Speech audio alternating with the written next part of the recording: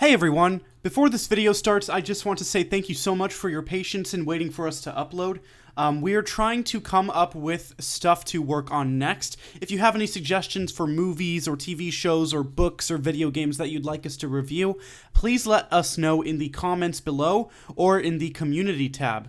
And as always, I hope you enjoy the video and have a great day. God bless. They say that all great artists are born out of pain, be it physical, spiritual, or emotional. The quintessential artist is suffering, and by golly, he must tell the whole world. Alfred Packer was born in Pennsylvania in 1842.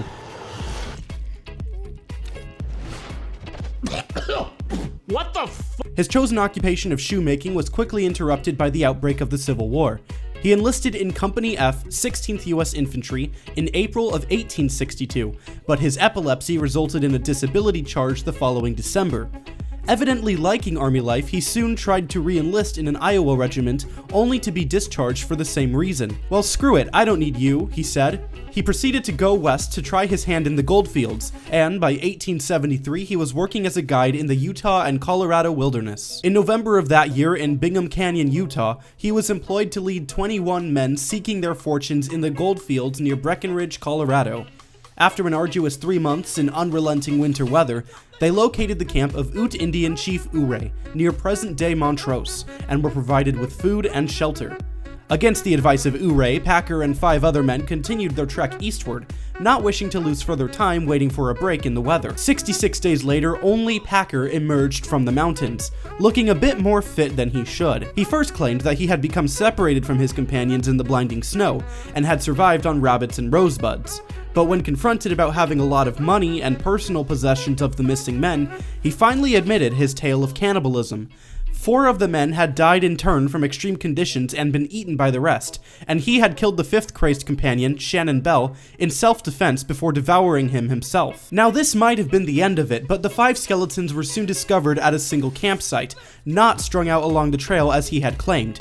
And Packer was soon charged with a single count of murdering Israel Swan, whose remains allegedly showed signs of a bitter hand-to-hand struggle. That very night, someone gave a key to Packer in his jail cell and he made his escape. He remained at large for 9 years, living in Arizona, Montana, and Colorado under an assumed name, until someone recognized his laugh in a saloon in Fort Fetterman, Wyoming. He was arrested and returned to Colorado.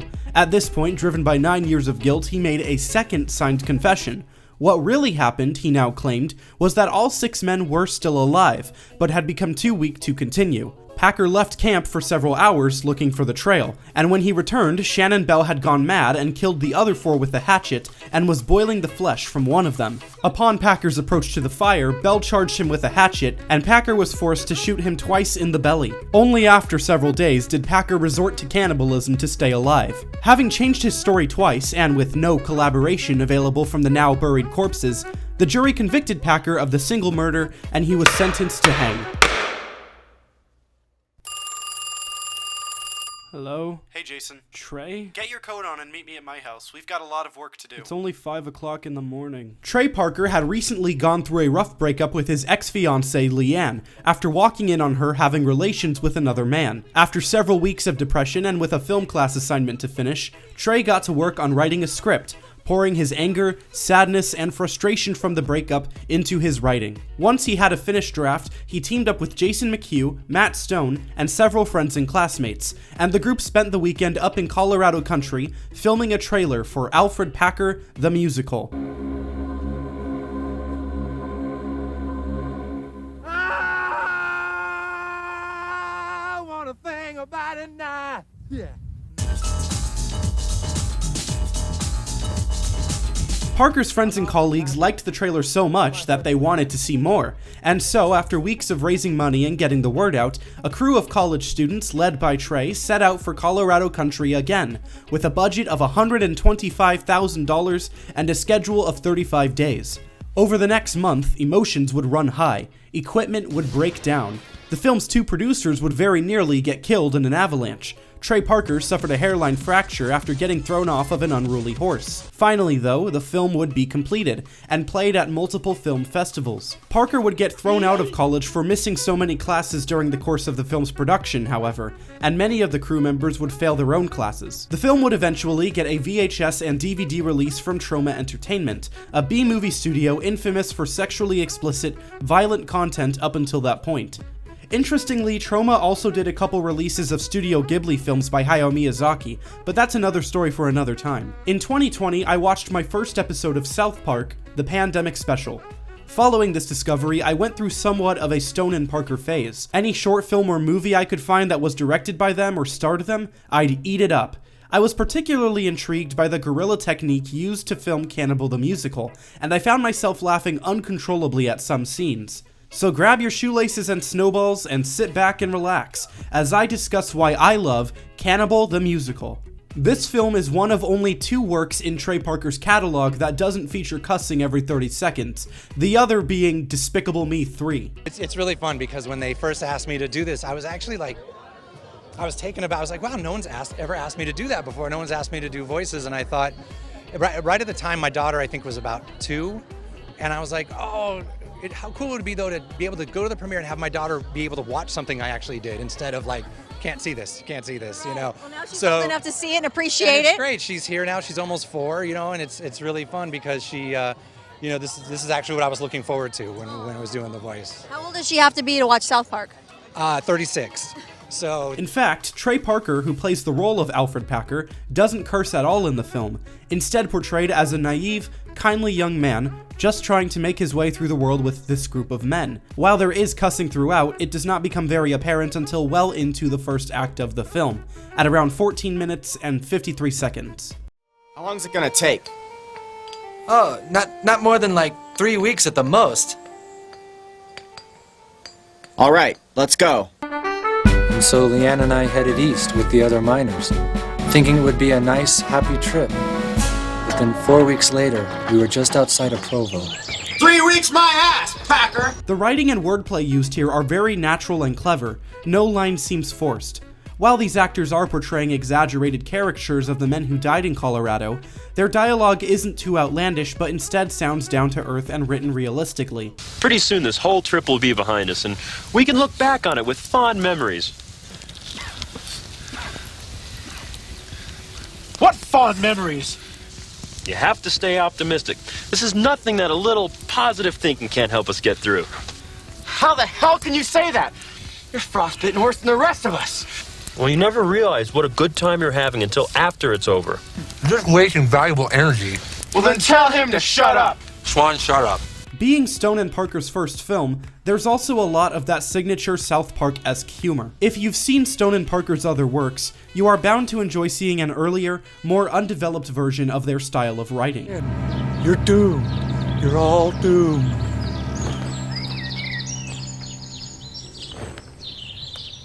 Thank you.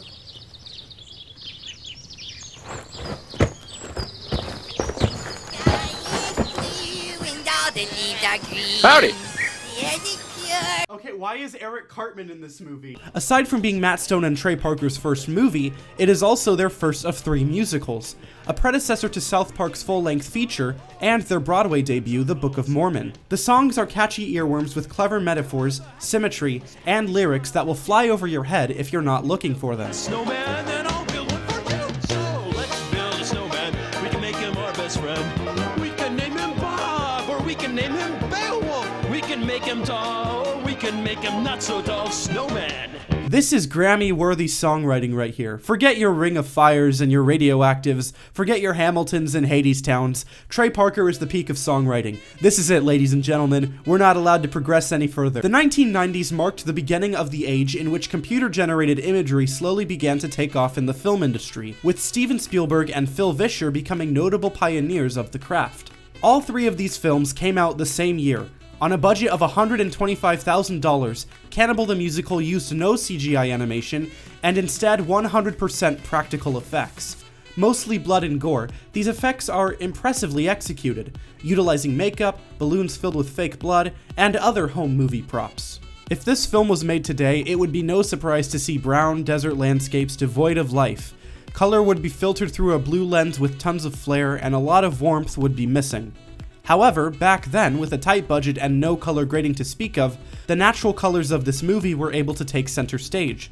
There are so many beautiful shots in this film, full of life and character. Trees are very lush and fertile, and red blood pops out against the white, snowy landscape. The colors and softness of the lens create a very warm aesthetic, a type of nostalgic feeling for simpler times, back before the hurriedness of technology, when a man could just go out into the woods with a horse and a bag on his back and just... As I stated before, the characters have very natural and believable dialogue. I believe that these are enhanced even further by the camaraderie of the actors. Stone, Parker, and Diane Backer were good friends from the get-go, and would go on to work through several more projects together, including Basketball. It is this friendship that adds an authenticity to the banter between their characters. But whatever happened to Parker's ex-fiancée, Leanne? So back in the 90s when we were making this picture, MTV had a show called The Big Picture Show, hosted by Chris Connolly and Juliette Honan. The show featured movie reviews and set visits and covered big Hollywood stories. I called Juliette up and started pitching her on who we were, and she told me to write up a proposal and include the stars that were in the movie, etc. I played up the fact that we had no stars and that virtually our entire cast was under 24 years old.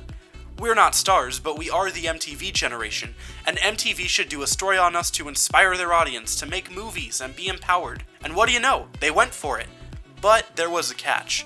We had to pay for their producer's plane ticket from LA, which was $400 that wasn't budgeted for. So we scraped it together and were rewarded with a big fat story, which would later change the course of history when one Pam Brady caught our MTV story and got in touch with us. It's worth noting that Pam Brady would go on to become the producer for Trey and Matt's many projects in the future, from South Park to Team America World Police. So shooting the Hang the Bastard scene was another super intense day for Mr. Trey Parker. First off, we were shooting the finale to the whole movie, so that was huge right there. Then, to intensify things, we had the real Leanne choreographing the scene. Trey hadn't seen her in months until now, and they were working together with over 100 extras on hand, as well as local press and MTV. Now, we all know that Trey was psyched to have Leanne checking him out while he directed a cast of hundreds in front of local and national press. I certainly recommend this to any jilted lover. If you want to make them feel a little jealous or like they chose poorly, set up a huge movie shoot with extras and press and with you as the star. They'll feel a little bit stupid, which I'm sure Leanne has felt over the years. From my point of view, however, the whole Leanne thing was the best thing that ever happened to Trey career-wise. It forced him to deal with his own pain and put it on screen. In fact, we may never have even made Cannibal if it hadn't been for that silly dancing hoe. And I'll never forget watching the MTV story with Trey for the first time. He felt completely validated by the whole thing, because MTV included the movie clip with Packer saying, I'm Alferd Packer. This is my horse, Leanne. He said to me, no matter what, this project is a success for me because I made a Leanne joke on MTV. This film is charming because of how it was made. This isn't a big budget Hollywood film with celebrities and a grandiose score made by a 400-piece orchestra. This is just some college students messing around and acting themselves, with music and score provided by a piano synth. It wasn't made to push an agenda or a message. It was just a young man who had gone through a personal tragedy, spending $125,000 just to diss his ex-fiancée, but also developing friendships through a love of film in the process. It's fun to watch something that isn't sterilized or tainted by the film industry, but instead is lovingly crafted and made by a director with a vision and no studio interference. And ultimately, this norm-defying film would contribute to what launched Stone and Parker into Hollywood to begin with. It just goes to show that if you have the right idea and are just stupid enough not to give up, even an average Joe like me or you could become the next great filmmaker someday.